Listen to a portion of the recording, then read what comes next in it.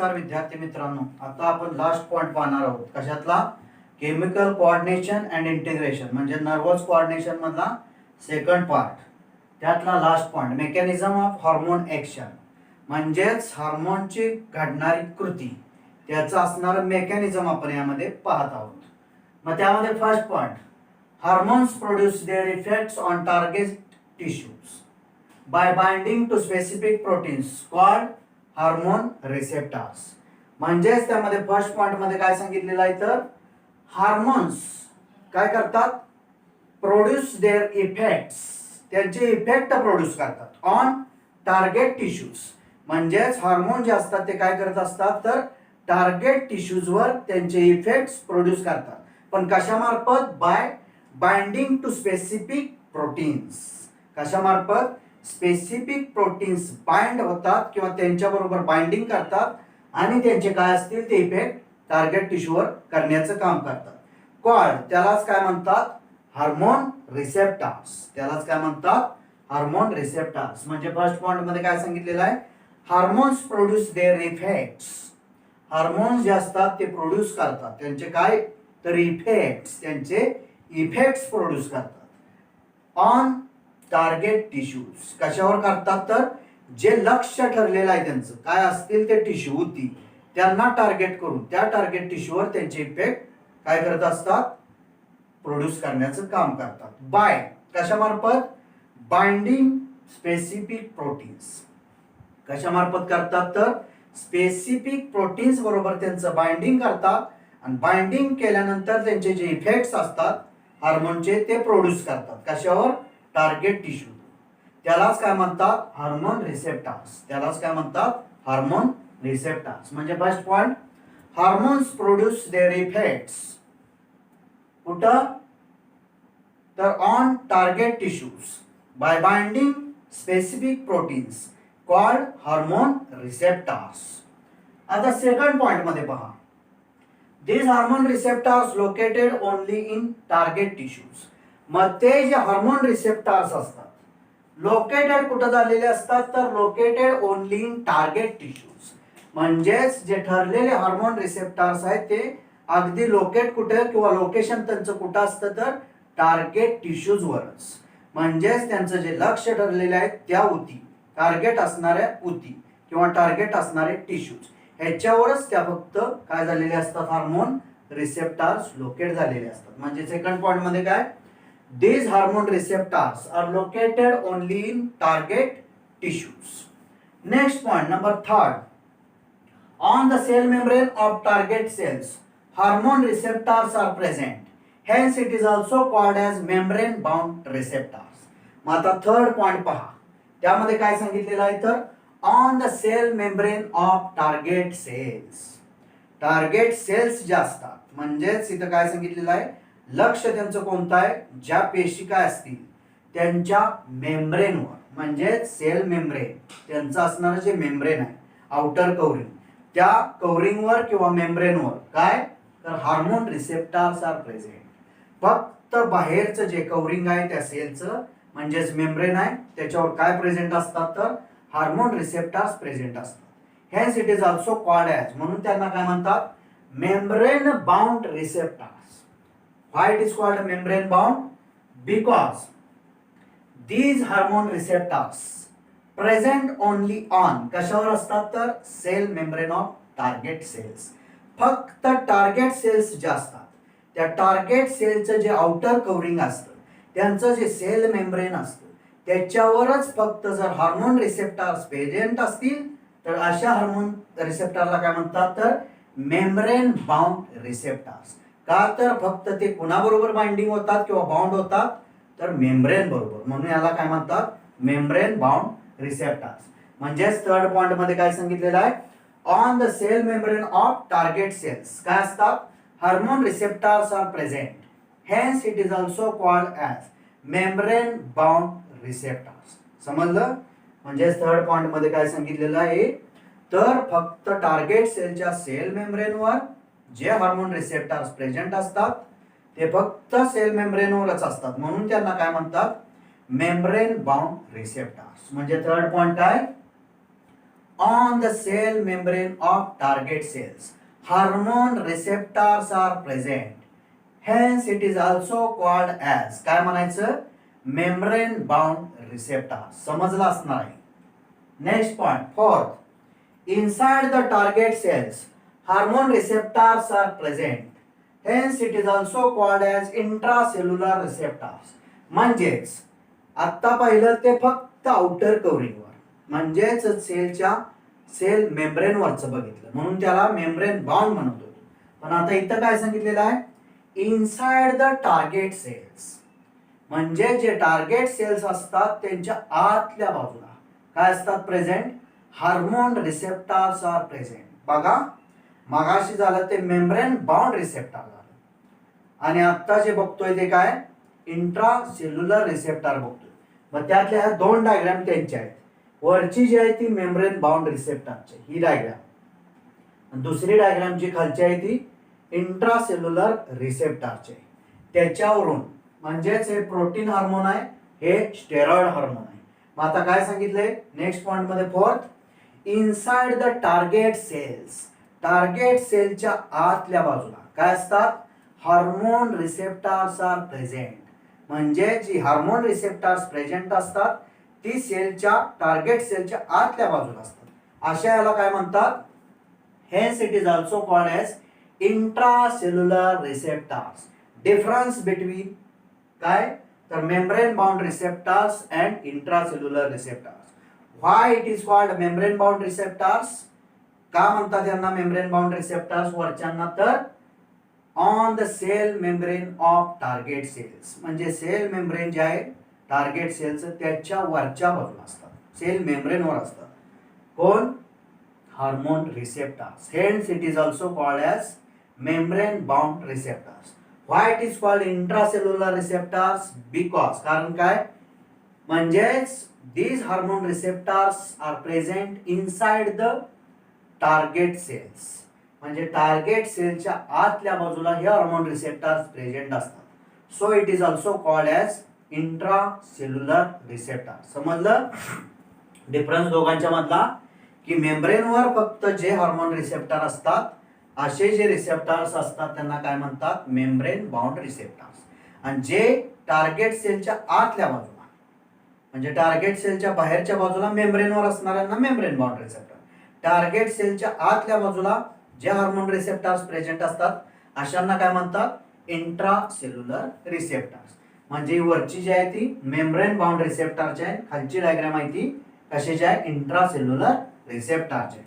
म्हणजे हे protein hormone आहे हे स्टेरॉइड हार्मोन आहे.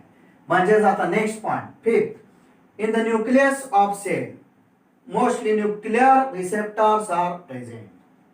मग काय सांगितलेलं आहे तर सेल मध्ये न्यूक्लियस असतो. हे तुम्ही आता 11th मध्ये सगळं त्याचं स्ट्रक्चर बघितलेलं आहे. Cell the unit of life मध्ये म्हणजे एखादी सेल असेल तर त्या सेल मध्ये काय असतो न्यूक्लियस असतो.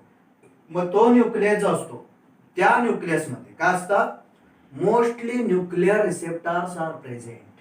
म्हणजे अशा जे सेल असतात ज्या सेल मध्ये न्यूक्लियस असतो त्या न्यूक्लियस मध्ये काय असतात फक्त आणि फक्त न्यूक्लियर रिसेप्टर्सच फक्त प्रेझेंट असतात. म्हणजे पॉइंट नंबर 5 मध्ये काय सांगितलेलं आहे in the cell of nucleus म्हणजे न्यूक्लियसचा असणारा सेल काय असतं mostly nuclear receptors are present. त्या न्यूक्लियस मध्ये काय असतात तर न्यूक्लियर रिसेप्टर्स प्रेझेंट असतात. समजलं. त्यामध्ये number 6 point number 6 the hormone binds to nuclear receptors. It leads to formation of hormone receptor complex.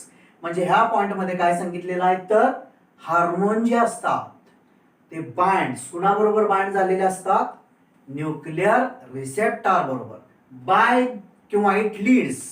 मग याचं जे आहे ते रूपांतर काय होतं leads to formation of hormone receptor complex. म्हणजेच ज्यावेळी हार्मोन्स न्यूक्लियर रिसेप्टर बरोबर बाइंड होतात त्यावेळी ते कशात लीड होतात तर formation of hormone receptor complex. म्हणजेच त्यावेळी काय होत असतं formation of hormone receptor complex. तिथं हार्मोन रिसेप्टर कॉम्प्लेक्स तयार होत असतो. कधी तर the hormones binds to nuclear receptors म्हणजे जे काय हार्मोन्स असतात ते बाइंड्स कोणाबरोबर झालेले असतात तर न्यूक्लिअर रिसेप्टर बरोबर बाइंड झालेले असतात. आणि एकदा का न्यूक्लिअर रिसेप्टर बरोबर बाइंड झाले इट लीड्स, ते परत कशामध्ये लीड होतात तर leads the formation of hormone receptor complex. म्हणजेच पहिल्यांदा बाइंडिंग होतं ते हार्मोन आणि न्यूक्लिअर रिसेप्टरचं होतं. ते एकदा झालं बाइंडिंग ते लगेच काय होत असतं लीड घेतं कशात formation of hormone receptor complex. म्हणजेच कशाचं कोणतं त्यामध्ये कॉम्प्लेक्स तयार होतं तर formation of hormone receptor complex. Hormone receptor दोघं मिळून कॉम्प्लेक्स तयार करतात म्हणून त्यांना काय म्हणतात हार्मोन रिसेप्टर कॉम्प्लेक्स. म्हणजेच पॉइंट नंबर 6 मध्ये काय सांगितलेलं आहे the hormone binds to nuclear receptors. Hormone जे आहे ते बाइंड्स होतात कुणाबरोबर न्यूक्लिअर रिसेप्टर बरोबर. त्यामध्ये लगेच काय होत असतं मग it leads to formation of hormone receptor complex. एकदा बाइंडिंग झाले की लगेच ते फॉर्मेशन करतात कशाचं hormone receptor complex. Next number 7 त्यामध्ये काय सांगितलेलं आहे त्यामध्ये receptors are specific. Next point number 7 receptors are specific because each receptor is specific one hormone only. receptors जे असतात ते स्पेसिफिक असतात विशेष म्हणजे खास करून असतात का तर याचं कारण दिलेलं आहे each receptors is specific to one hormone only. म्हणजेच त्यामध्ये प्रत्येक रिसेप्टर जो आहे तो एका हार्मोनशी तो स्पेसिफिक असतो फक्त इतर हार्मोनशी नसतो. म्हणजे ज्यामध्ये काय सांगितलेलं आहे 7th पॉइंट मध्ये रिसेप्टर्स आर स्पेसिफिक. रिसेप्टर जे असतात ते स्पेसिफिक असतात खास करूनच असतात. बिकॉज का सांगितलंय त्याचं कारण काय each receptors is specific to one hormone only. म्हणजे प्रत्येक रिसेप्टर हा स्पेसिफिक असतो एका हार्मोनसाठी. म्हणजेच एका हार्मोनसाठी एकच काय असणार आहे रिसेप्टर. याच्यावरून आपल्याला लक्षात येते. म्हणजेच पॉइंट नंबर 7 मध्ये काय सांगितलेलं आहे रिसेप्टर्स आर स्पेसिफिक बिकॉज कारण काय सांगितलंय each receptor is specific to one hormone only. Number 8 a certain biochemical changes takes place in target tissues by the formation of hormone receptor complex. म्हणजेच यामध्ये काय सांगितलेलं आहे ठराविक जे बायोकेमिकल चेंजेस होतात. बायोकेमिकल म्हणजे त्यामध्ये बायोलॉजिकल चेंजेस असतात आणि केमिकल चेंजेस असतात म्हणून त्याला काय म्हटलेलं आहे बायोकेमिकल चेंजेस. ठराविक असणारे biochemical changes takes place in target tissues. हे घडतात कुठं बायोकेमिकल चेंजेस तर टार्गेट टिश्यू म्हणजे लक्ष ठरलेले काय होते असतील त्यांच्यामध्येच by the formation of hormone receptor complex. हे कसे त्यामध्ये बायोकेमिकल कशामुळे चेंजेस झालेले असतात बायोकेमिकल चेंजेस तर formation of hormone receptor complex कशामुळे होतात ज्यावेळी हार्मोन रिसेप्टर कॉम्प्लेक्स होतं तयार झाल्यामुळे ते काय घडवत असतं certain biochemical changes takes place in target tissues. म्हणजेच याला कारणीभूत कोण आहे formation of hormone receptor complex. एकदा हार्मोन रिसेप्टर कॉम्प्लेक्स तयार झालं की त्याच्यामुळे काय होत असतात certain biochemical changes takes place in target tissues. ठराविक प्रकारचे बायोकेमिकल चेंजेस कुठे घडत असतात तर टार्गेट टिश्यू मध्ये. कधी घडतात तर ज्यावेळी कंप्लीट फॉर्मेशन होतं कशाचं हार्मोन रिसेप्टर कॉम्प्लेक्स त्यावेळी हे सगळं घडत असतं. म्हणजेच पॉइंट नंबर 8 मध्ये काय सांगितलेलं आहे a certain biochemical changes takes place in target tissues by the formation of hormone receptor complex. समजलं. आता next point number 9 hormones regulates targets tissue metabolism and physiological functions. मग ह्यामध्ये जे हार्मोन्स असतात प्रत्येकाच्या बॉडीमध्ये हार्मोन्स जे असतात ते हार्मोन्स रेग्युलेट करतात नियंत्रणात आणतात कुणाला टार्गेट टिश्यू मेटाबॉलिझम म्हणजेच टार्गेट टिश्यू मधलं जे मेटाबॉलिझम आहे, चयापचय त्याला, आणि फिजिओलॉजिकल फंक्शन्स, आणि त्यांची जी टार्गेट टिश्यूची काही फिजिओलॉजिकल फंक्शन्स असतात, ती फंक्शन्स त्यामध्ये रेग्युलेट करण्याचं काम कोण करत असतं, तर हार्मोन्स करत असतात. म्हणजेच पॉइंट नंबर 9 मध्ये काय सांगितलेलं आहे, हार्मोन्स रेग्युलेट्स, काय रेग्युलेट करतात, तर target tissue metabolism and physiological functions. म्हणजेच हार्मोनचं इथं काम चालू होतं. काय चालू होतं, तर रेग्युलेट करणं, नियंत्रणात आणणं. काय नियंत्रणात आणणं, टार्गेट टिश्यू मेटाबॉलिझम, म्हणजेच टार्गेट टिश्यू मधलं जे चयापचय आहे ते, तसंच फिजिओलॉजिकल फंक्शन्स, टार्गेट टिश्यू मध्ये होणारी जी फिजिओलॉजिकल फंक्शन्स आहेत ते सर्व नियंत्रणात आणण्याचं काम किंवा रेग्युलेट करण्याचं काम कोण करत असतं, तर हार्मोन्स. म्हणजेच पॉइंट नंबर 9 मध्ये काय सांगितलेलं आहे, hormones regulate target tissue metabolism and physiological functions. Next number 10, point number 10 काय सांगितलेलं आहे, hormones can be divided into following groups on the basis of their chemical nature such as.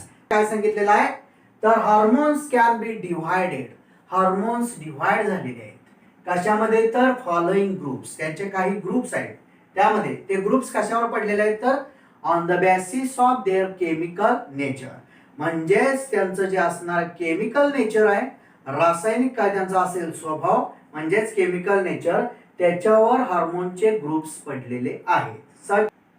त्यामध्ये first peptide polypeptide protein hormones, chemical नेचरवरून पडलेला हार्मोनचा पहिला group जो आहे त्या ग्रुपचं काय नाव आहे, पेप्टाइड पॉलिपेप्टाइड प्रोटीन हार्मोन्स, हा पहिला ग्रुप आहे केमिकल नेचरवरचा. मग त्यामध्ये फक्त एक्झाम्पल आपण बघायचे आहेत, विचारली तर एक्झाम्पल सांगता आली पाहिजे. मग काय एक्झाम्पल आहे त्यातली, insulin, glucagon, pituitary hormones, hypothalamic hormones etcetera. हा ग्रुप कशामध्ये येतो सगळा, किंवा हे जे एक्झाम्पल आहे ते कशात येतात, तर पेप्टाइड पॉलिपेप्टाइड प्रोटीन्स हार्मोनच्या ग्रुपमध्ये येतात. त्याचा जो काय असेल तो केमिकल नेचर सगळ्यांचा एकसारखा आहे.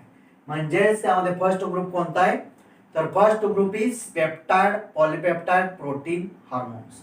मग त्यामध्ये असणारी एक्झाम्पल कोणते येतात, insulin, glucagon, pituitary hormones as well as hypothalamic hormones etcetera. ही सगळे एक्झाम्पल पहिल्या ग्रुपमध्ये. सेकंड ग्रुप स्टेरॉइड्स, म्हणजेच त्यामध्ये उत्तेजक, मराठीत आपण काय म्हणतो स्टेरॉइड्सला, उत्तेजक, ते असणारे हार्मोन्स, उत्तेजक प्रकारचे असणारे हार्मोन्स. म्हणजेच वरचे ती प्रोटीन हार्मोन आहे एक्झाम्पल, आणि हे खालचं आहे ते स्टेरॉइड हार्मोनचं एक्झाम्पल आहे. मग त्यामध्ये एक्झाम्पल काय, तर स्टेरॉइड्स मध्ये तर कॉर्टिसोल, टेस्टोस्टेरॉन, एस्ट्राडिओल, प्रोजेस्टेरॉन एटसेट्रा. म्हणजे ह्यामध्ये असणारी, ह्या ग्रुपमध्ये असणारी केमिकल नेचर ह्यांचा समान असतो, एकसारखा. कोणते येतात स्टेरॉइड हार्मोन्स मध्ये, तर एक्झाम्पल त्याचे काय आहेत, कॉर्टिसोल हार्मोन. दुसरे एक्झाम्पल काय त्यामध्ये, टेस्टोस्टेरॉन हार्मोन. तिसरे एक्झाम्पल एस्ट्राडिओल हार्मोन, आणि त्यामध्ये नेक्स्ट असणारा प्रोजेस्टेरॉन हार्मोन. म्हणजे हे कशाचा ग्रुप आहे, तर स्टेरॉइड हार्मोनचा ग्रुप आहे. हा सेकंड ग्रुप झाला. थर्ड केमिकल नेचरचा ग्रुप कोणता आहे, तर थर्ड आयोडोथायरोनिन्स. म्हणजेच त्यामध्ये एक्झाम्पल थायरॉइड हार्मोन्स, आयोडोथायरोनिन्स, त्यामध्ये थायरॉइड हार्मोन्स येतात. म्हणजेच टेट्रा आयोडोथायरोनिन्स, नंतर ट्राय आयोडोथायरोनिन्स. ही जी एक्झाम्पल आहे ती कशातली आहे, आयोडोथायरोनिन्स मधली एक्झाम्पल आहे. हा झाला तिसरा group. Next number fourth group amino acid derivatives, amino ऍसिडचा असणारा ग्रुप, म्हणजेच अॅमिनो ऍसिड डेरिव्हेटिव्हचा ग्रुप. एक्झाम्पल इपिनेफ्रिन, म्हणजेच त्यामध्ये आपण त्याला काय म्हणतो, adrenaline, adrenaline or epinephrine, nor adrenaline or nor epinephrine असं आपण पाहिलेलं आहे.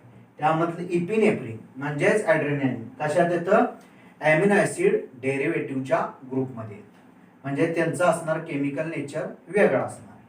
आणि नंतर नेक्स्ट पॉइंट बघा 11, हार्मोन्स इंटरॅक्ट विथ, कोणाबरोबर इंटरॅक्ट होतात, तर membrane bound receptors. They do not enter the target cells but generate second messengers. म्हणजेच इथं काय सांगितलेलं आहे, तर हार्मोन्स जे असतात ते इंटरॅक्ट होतात. कोणाबरोबर इंटरॅक्ट होतात, तर त्यामध्ये तर interact with membrane bound receptors, कोणाबरोबर झालेले असतात इंटरॅक्ट, तर मेम्ब्रेन बाउंड रिसेप्टर बरोबर इंटरॅक्ट झालेले असतात. म्हणजेच ही डायग्राम त्याची आहे, membrane bound receptors. Secondary messenger म्हणजेच त्याला काय म्हणतात, सेकंड मेसेंजर्स. म्हणजे इथं काय सांगितलेलं आहे, hormones interact with, hormones interact होतात कोणाबरोबर, तर membrane bound receptors. Membrane bound receptor बरोबर ते इंटरॅक्ट होतात, एकमेकात मिसळले जातात. They do not enter the target cells. Interact जरी झाले तरी ते एंटर होऊ शकत नाही, कशामध्ये, टार्गेट सेल मध्ये एंट्री करू शकत नाहीत. बट जनरेट सेकंड मेसेंजर्स, म्हणजेच ते इंटरॅक्ट होतात कोणाबरोबर, तर त्यामध्ये मेम्ब्रेन बाउंड रिसेप्टर बरोबर ते हार्मोन्स इंटरॅक्ट होतात, पण ते एंटर कशात होऊ शकत नाही, तर टार्गेट सेलच्या आतमध्ये एंट्री करू शकत नाही. But they generate second messenger, पण ते काय जनरेट करतात, तर सेकंड मेसेंजर म्हणजे सेकंडरी मेसेंजर जनरेट करण्याचं ते काम करत असतात, जरी ते आतमध्ये गेले नाही तरी. मग त्याचं एक्झाम्पल आहे cyclic AMP, IP3, Ca++ etcetera. इथे एक्झाम्पल आहे बघा, सायक्लिक एएमपी और Ca++ कॅल्शियम आयन्स 2+ आयन्स, ही याची एक्झाम्पल आहे. म्हणजेच हा पॉइंट आणखी एकदा समजावून घ्या. काय सांगितलेलं आहे, hormones interact with, hormones interact होतात कोणाबरोबर, मेम्ब्रेन बाउंड रिसेप्टर्स. कोणाबरोबर झालेले असतात इंटरॅक्ट, मेम्ब्रेन बाउंड रिसेप्टर्स बरोबर. They do not enter the target cells, ते टार्गेट सेल मध्ये एंटर होऊ शकत नाही, आतमध्ये जाऊ शकत नाही. फक्त त्यांचं जे मेम्ब्रेन असतं त्याच्या बरोबरच ते काय होतात, तर त्यामध्ये इंटरॅक्ट होतात. But they generate second messenger, पण ते काही करू शकतात, तर सेकंड मेसेंजर त्यामध्ये प्रोड्यूस किंवा जनरेट करू शकतात. त्यामधले एक्झाम्पल आहे cyclic AMP, IP3, Ca++ ions etcetera. Point number 12, next point number 12, these second messengers turn regulate cellular metabolism. म्हणजेच ह्या पॉइंट मध्ये काय सांगितलेलं आहे, तर जे सेकंड मेसेंजर्स असतात किंवा इथं सांगितलेलं आहे सेकंडरी मेसेंजर्स, रेग्युलेट, टर्न रेग्युलेट, लगेच टर्न रेग्युलेट काय करतात, तर सेल्युलर मेटाबॉलिझम म्हणजेच सेल मधलं घडणारं चयापचय हे रेग्युलेट करण्याचं कोण काम करत असतं, सेकंड मेसेंजर काम करत असतात. म्हणजेच पॉइंट नंबर 12 मध्ये काय सांगितलेलं आहे, दीज सेकंड मेसेंजर्स म्हणजे हे असणारे जे सेकंड मेसेंजर्स आहेत, these second messengers turn regulate cellular metabolism. Next point number 13, hormones interact with intracellular receptors. ते जे हार्मोन्स असतात ते इंटरॅक्ट कुणाबरोबर झालेले असतात, तर हार्मोन्स इंटरॅक्ट विथ कुणाबरोबर, इंट्रासेल्युलर रिसेप्टर्स. इथं ते डायग्राम मध्ये व्यवस्थित दाखवलेलं आहे, तुम्ही डायग्राम पाहू शकता तुमच्या पुस्तकातली.